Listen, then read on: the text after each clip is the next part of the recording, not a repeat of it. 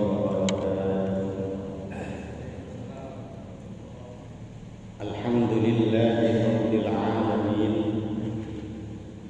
الذي أحيانا بعدما أماتنا وإليه النشور.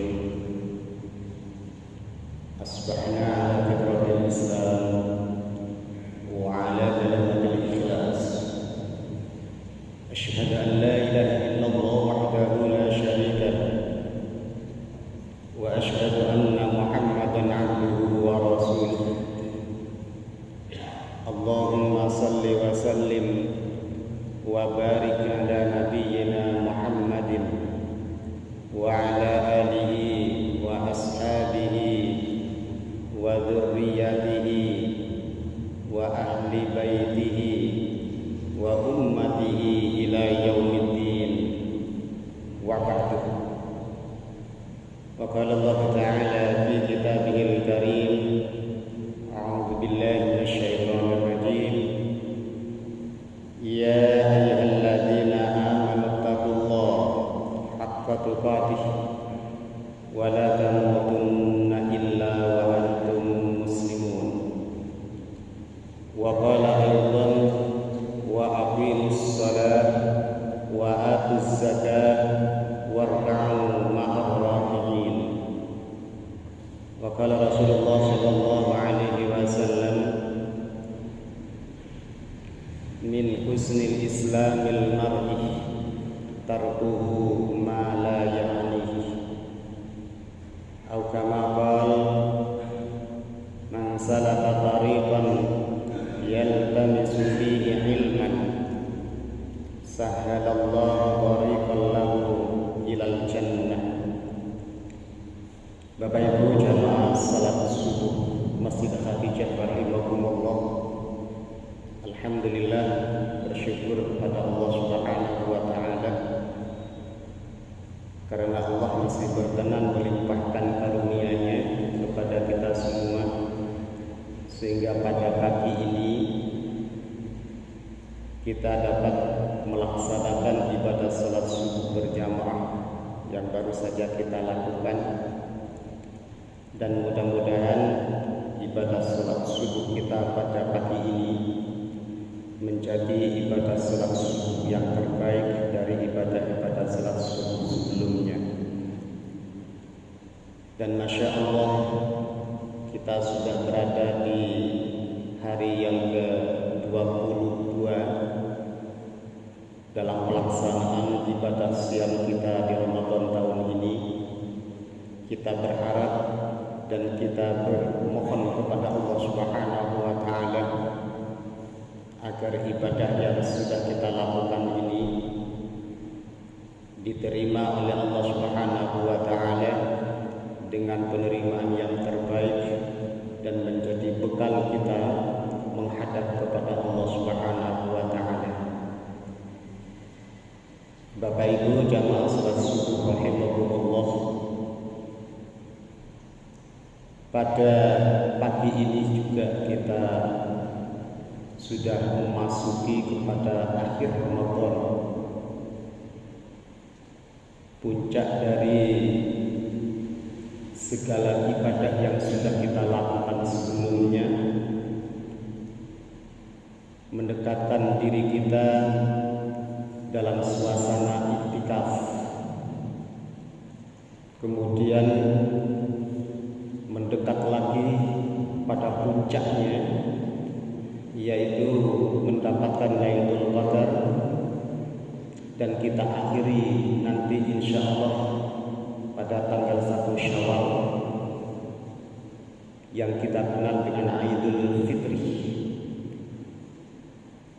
Ini semua karena karunia Allah yang diberikan kepada kita, sehingga kita dapat melaksanakannya dengan sebaik-baik mungkin dan dengan penuh rasa kebanggaan dan kebahagiaan bagi kita jika amalan-amalan ibadah kita, amal-amal saleh kita diterima oleh Allah Subhanahu wa taala. Nah, Bapak Ibu jamaah rahimakumullah, ada satu ibadah ada satu amalan di penghujung Ramadan,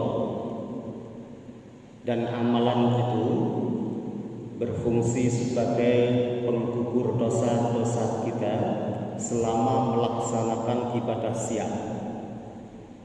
Nah, ibadah siam itu ada yang membatalkan, ada yang merusak nilai-nilainya.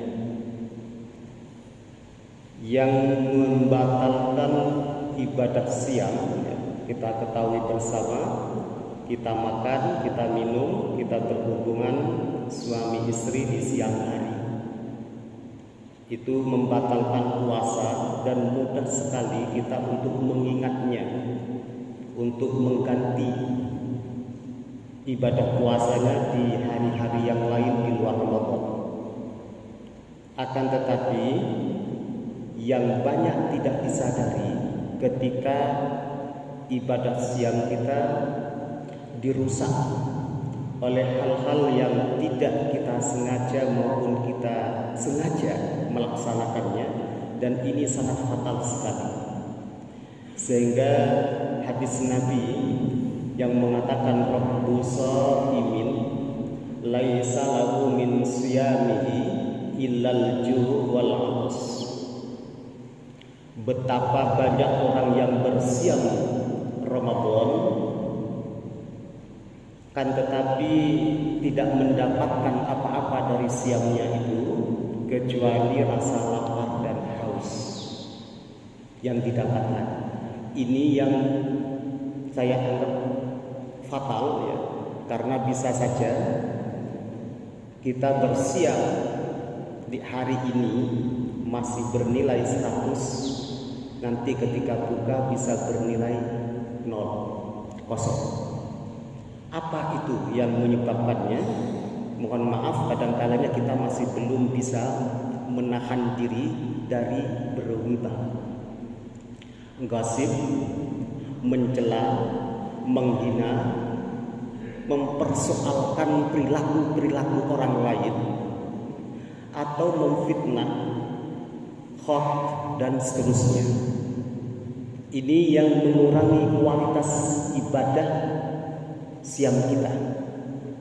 Nah, hal-hal yang seperti ini itu bisa nanti dihilangkan, digugurkan oleh satu amalan ibadah di penghujung Ramadan ini.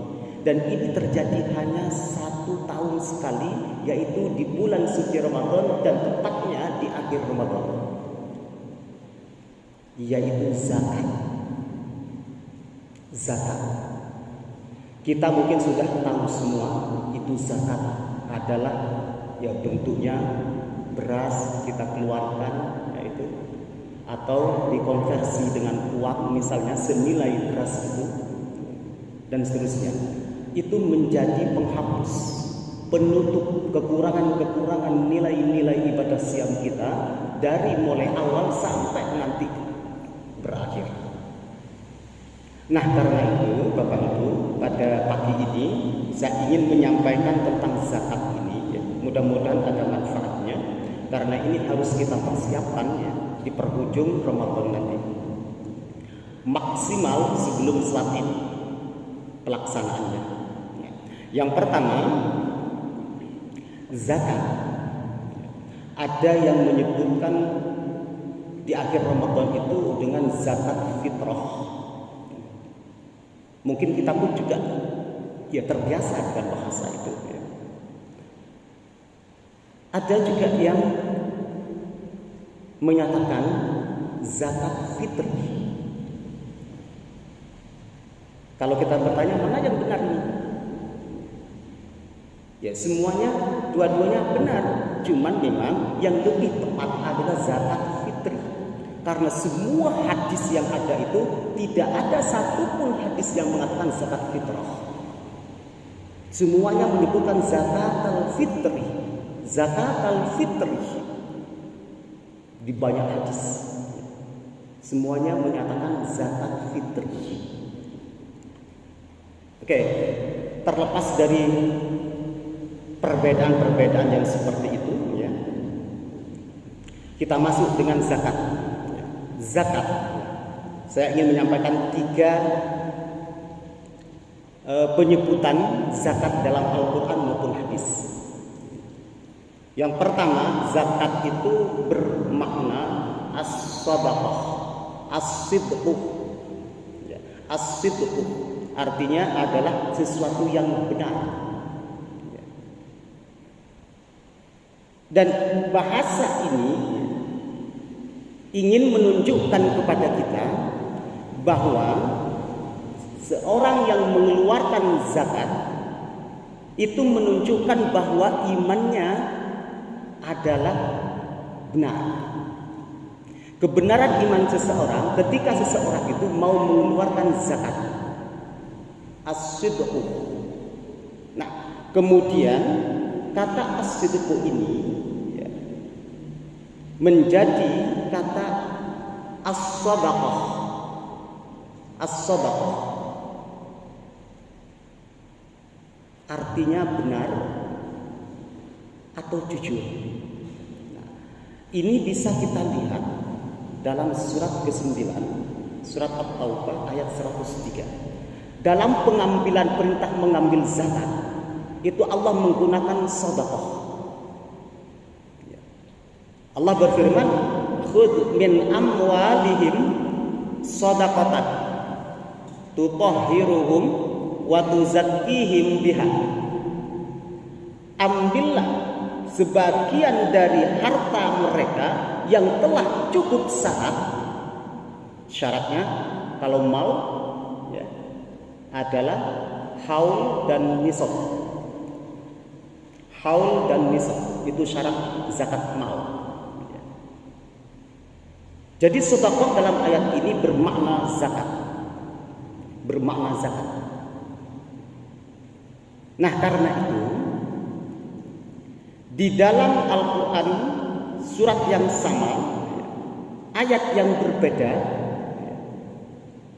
At-Taubah ayat 60, dalam penyaluran zakat pun itu Allah menggunakan sedekah yang bermakna zakat.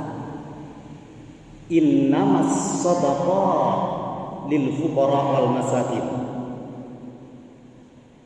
Hanya saja zakat itu untuk fakir dan miskin.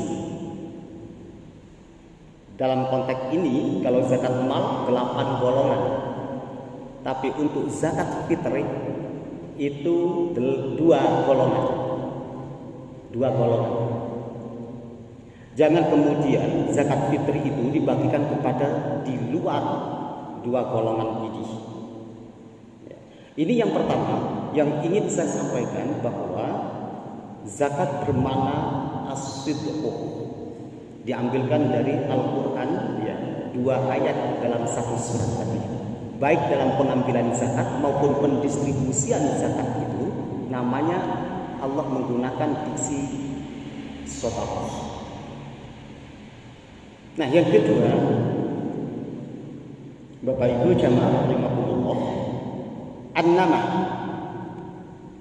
bermakna tumbuh, subur, berkembang. Artinya apa? Orang yang mengeluarkan zakat itu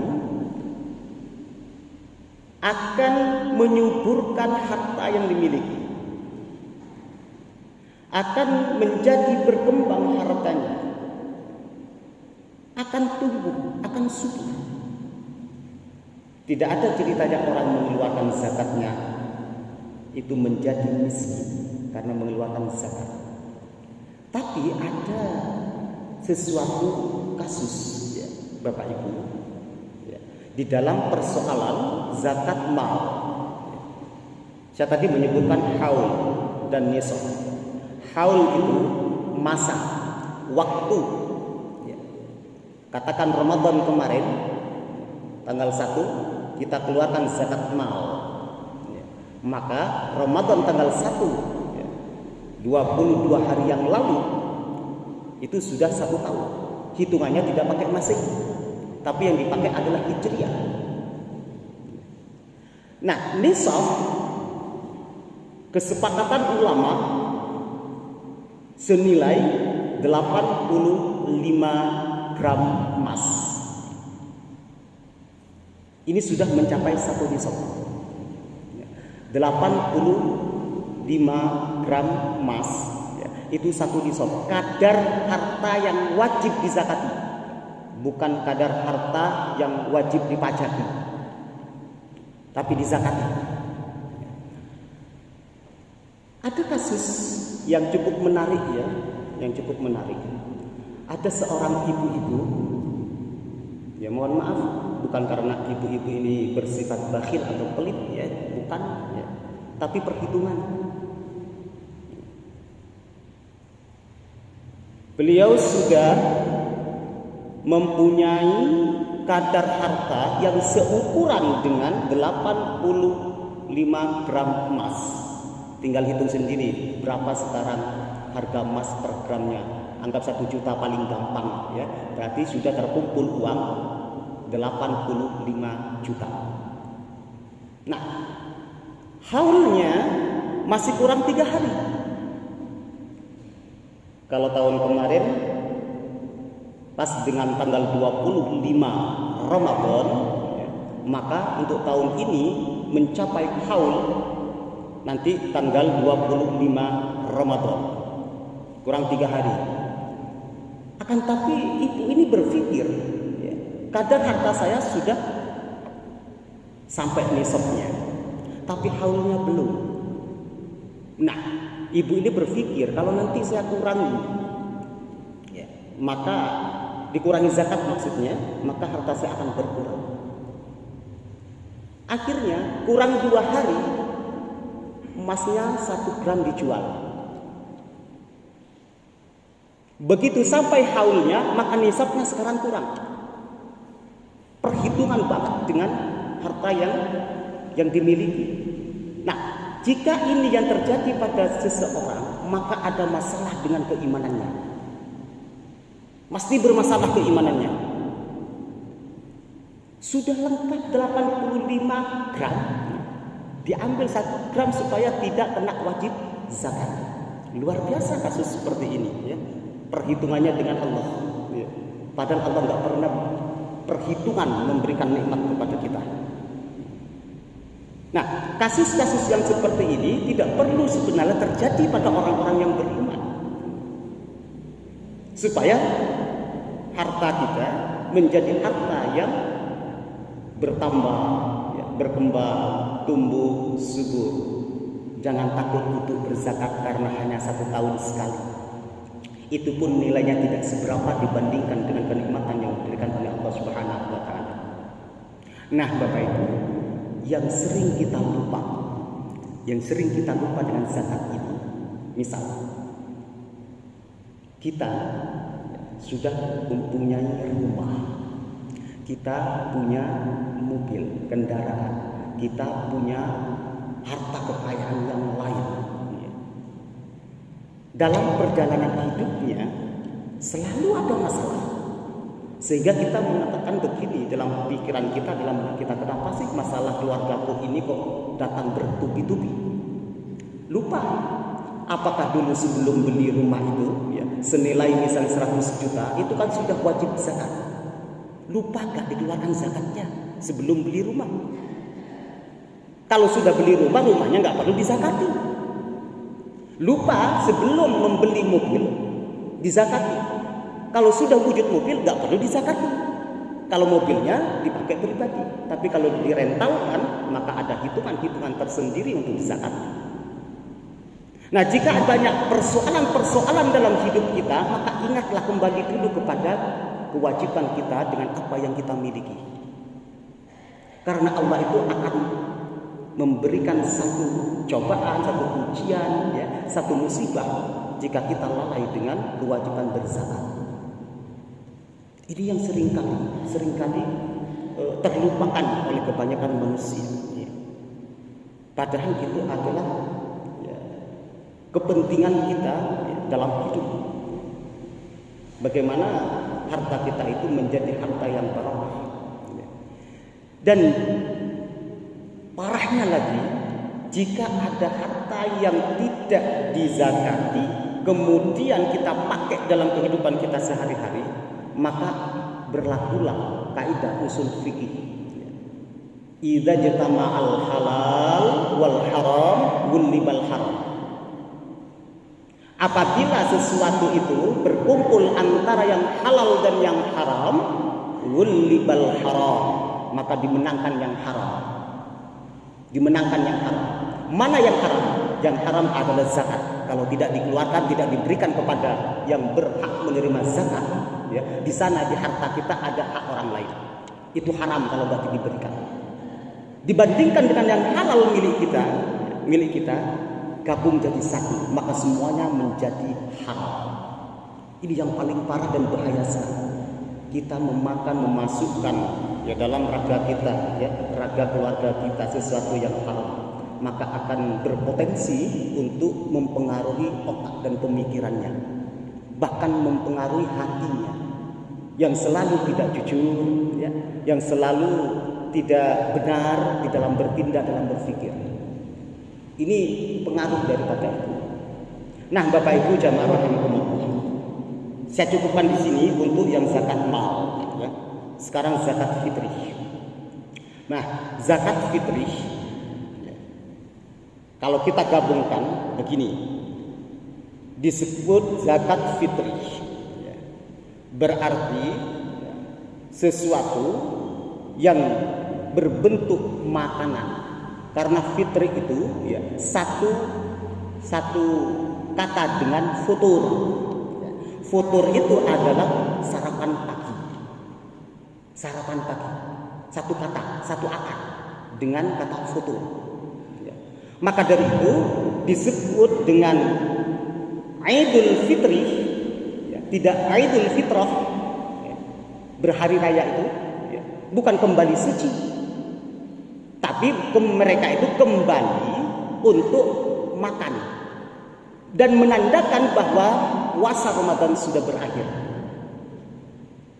Implikasinya dalam pelaksanaannya, sebelum kita menuju kepada tempat sholat Id, kita disunahkan untuk makan atau sarapan. Jadi zakat itu bentuknya makanan, bukan kesucian. Ya. Kalau fitrah itu beda lagi. Kalau fitrah itu lebih kepada Quran surat 30 ayat 30. Fa'aqim wajhaka lid-dini hanifan fitratallahi allati fataran nasa 'alaiha. Fitrah, ya, hadapan wajahmu dengan lurus dalam agama ini. Artinya apa? Lakukan satu kewajiban, satu perintah dalam agama itu dengan serius dan benar. Sebagaimana Allah telah menciptakan manusia itu sesuai dengan fitrahnya, baru suci. Jadi agama, fitrah itu bermakna agama, bermakna suci. Agama itu sudah suci. Ini makna fitrah. Ya, mudah-mudahan kesalah kaprahan ini ya mulai kita perbaiki, ya. Memang apa arti sebuah nama gitu ya, ini memang tidak ada pengaruhnya, ya. Tapi kalau terus-terusan seperti itu, kapan kita mau mensosialisasikan istilah agama yang benar? Paling-paling yang sangat mempengaruhi itu adalah apa arti sebuah niat. Jangan main-main dengan niat, karena semua amalan seseorang itu tergantung niatnya. Hadis Umar, innamal a'mal binniyat, ya, tergantung pada niatnya. Ya. Tapi kita lihat, ya, tergantung niatnya itu dalam hal apa? Ibadah atau amal-amal soleh. Ini zakat fitri. Kalau kita mau menggunakan zakat fitri dengan zakat fitrah, maka rubahlah Idul Fitri menjadi Idul Fitrah. Biar sama, zakat fitrah, Idul Fitrah. Ya, enggak lazim Pak seperti itu. Ya, memang tidak lazim karena tidak biasa.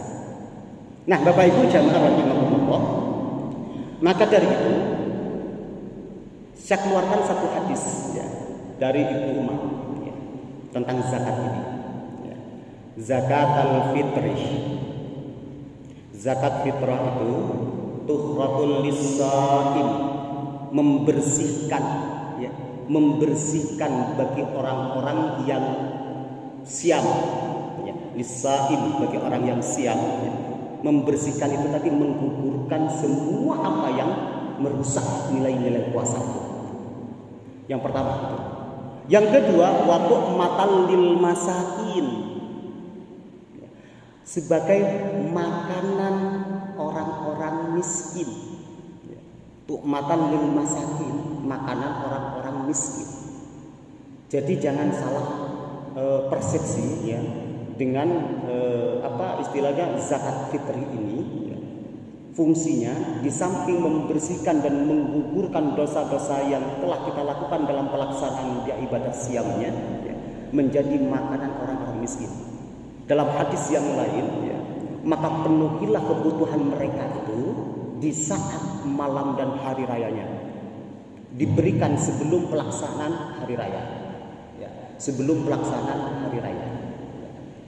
Kapan itu dilakukan? Maka hadis ini melanjutkan, faman addaha qabla shalah shadaqatun maqbulah. Siapa yang mengeluarkan zakat fitri ini sebelum salat Id, maka termasuk zakat yang diterima oleh Allah Subhanahu wa taala. Wa man addaha ba'da shalah, siapa yang mengeluarkan zakat fitri ini setelah salat, fahiya shadaqatun minas shadaqat, maka ia tidak bernilai zakat fitri tapi bernilai sedekah biasa. Ini luar biasa ya, ini luar biasa. Fungsinya diberikan langsung oleh Nabi kepada kita ya, untuk menegaskan bahwa zakat fitri bentuknya makanan pokok dan diberikan kepada dua golongan yang berhak menerima zakat itu, yaitu fakir dan miskin. Fakir dan miskin.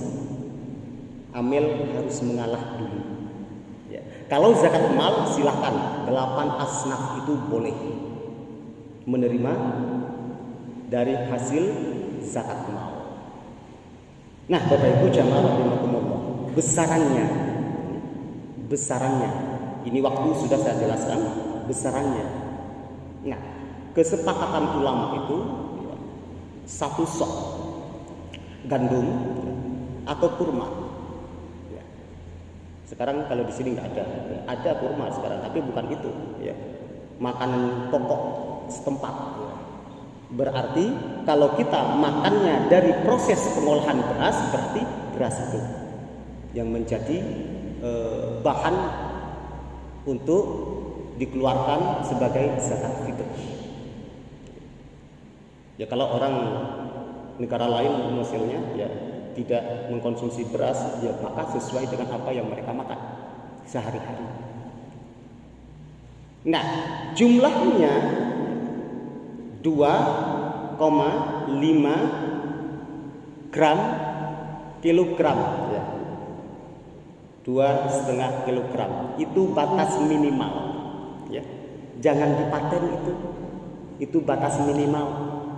Kalaupun kita mampu mau 25 kilo silahkan ya. Karena itu ada nilai-nilai lain yang diberikan oleh Allah Subhanahu wa taala. Jika kita serius mengeluarkan itu dan sungguh-sungguh mengeluarkannya karena menerima perintah Allah dan Rasulnya, maka Allah akan melipat gandakan semua itu. Wallahu yudha'ifu liman yasha. Allah itu akan melipat gandakan bagi siapa yang dikehendaki. Siapa yang dikehendaki ini yang menjalankan sesuai dengan syariat Allah dan Rasulnya, bukan maunya kita, bukan maunya kita.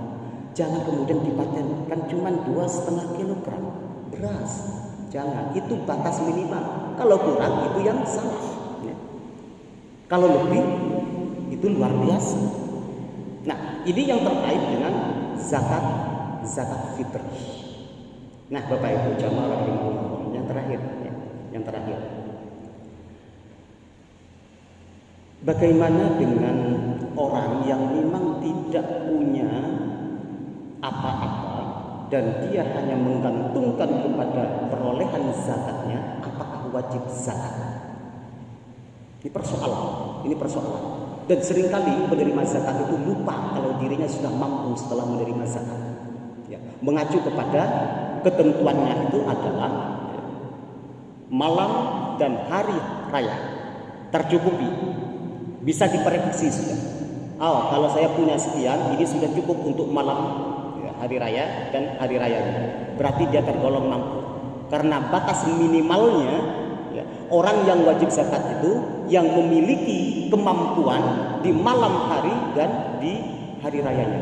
Kalau sudah lebih dari itu berarti dia termasuk orang yang wajib berzakat. Seringkali memang kita jumpai ya, orang yang mendapatkan zakat itu lupa membayar zakat. Padahal sudah mampu setelah membayar zakat. Setelah menerima zakat. Lupa akan kewajiban dirinya ya, setelah mampu menerima zakat seperti itu. Nah, jika ada di antara lembaga-lembaga, instansi-instansi, ya, katakan kalau di sini adalah panti asuhan, ya, panti asuhan tidak bisa ya, membayarkan anak-anak asuhnya karena keterbatasan dana di sana, ya. Dan untuk persiapan kebutuhan yang lebih mendesak, maka gugur kewajiban untuk anak-anak itu membayar zakat atau dibayarkan zakatnya oleh lembaga-lembaganya di mana mereka berada. Tidak perlu dipaksakan ya, untuk meminjam dan semacamnya, karena memang tidak mampu. Dan yang ada hanya untuk dimakan sehari-hari.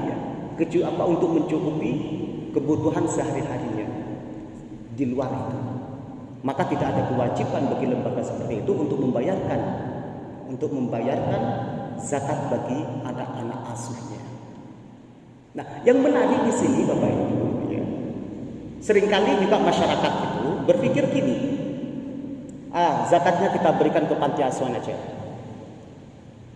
Ini yang kadang-kalanya kita itu salah menyalurkan, ya.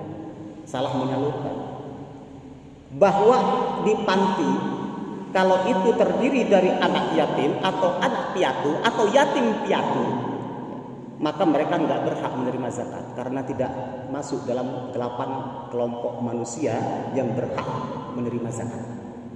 Maka lihat dulu pantinya. Kalau pantinya itu kaya, ya, lebih dari cukup, kita tidak perlu menyalurkan ke sana. Tapi jika pantinya itu ya, berkekurangan misalnya, berarti mereka bukan karena yatimnya, bukan karena piatunya, dan bukan juga karena yatim piatunya, tapi karena kemiskinannya. Ini yang perlu dibedakan. Jadi kalau kita mau menyalurkan kepada anak yatim itu jangan karena keyatiman dan piatunya, tapi karena kemiskinannya, supaya masuk dalam 8 asnaf itu. Ini yang kadang-kalanya kita kurang memperhatikan. Yang penting masuk ke panti. Kita merasa sudah bebas dari kewajiban ya, mengeluarkan zakat itu. Nah, ini yang perlu kita perhatikan Bapak Ibu ya, dan barangkali perlu kita persiapkan karena begitu besar fungsi daripada zakat fitri ini ya, sebagai penutup dari kekurangan ibadah siam kita ya. Karena berbagai hal tadi yang saya sebutkan itu ya, masih suka bercanda yang berlebihan misalnya, sesuatu perkataan yang tidak baik misalnya ya. Nah, ini bagian daripada kemurahan Allah dan Rasulnya untuk kita ya, melengkapi dan menyempurnakan ibadah-ibadah siam kita di bulan Ramadan seperti ini. Nah, barangkali ini Bapak Ibu yang bisa saya sampaikan terkait dengan persoalan-persoalan zakat. Sebetulnya masih panjang ya, persoalan-persoalan zakat sangat banyak sekali ya, sehingga tidak cukup dengan waktu yang terbatas seperti ini. Dan mudah-mudahan ya, bisa memberikan tambahan pengetahuan kepada kita dan bisa mengingatkan diri kita ya, semuanya untuk memperhatikan zakat dalam kehidupan ini. Mudah-mudahan Allah Subhanahu wa taala memberikan kelapangan kepada kita semua, memberikan kekuatan kemampuan kepada kita semua, memberikan kesehatan lahir batin kepada kita dan keluarga kita semuanya. Dan jika ada di antara keluarga kita, orang tua kita, atau bahkan diri kita sendiri yang sampai pada pagi ini diuji oleh Allah dengan penyakit, mudah-mudahan Allah berkenan mengangkat penyakitnya, memberikan kesembuhan dan kesehatan kepada mereka semuanya, sehingga mereka bisa lebih maksimal lagi melakukan ibadah di bulan Ramadan tahun ini. Karena tidak ada jaminan kita akan bertemu kembali dengan bulan Ramadan yang akan datang. Subhanakallahumma wa bihamdika asyhadu an la ilaha illa anta astaghfiruka wa atubu ilaik. Assalamualaikum warahmatullahi wabarakatuh.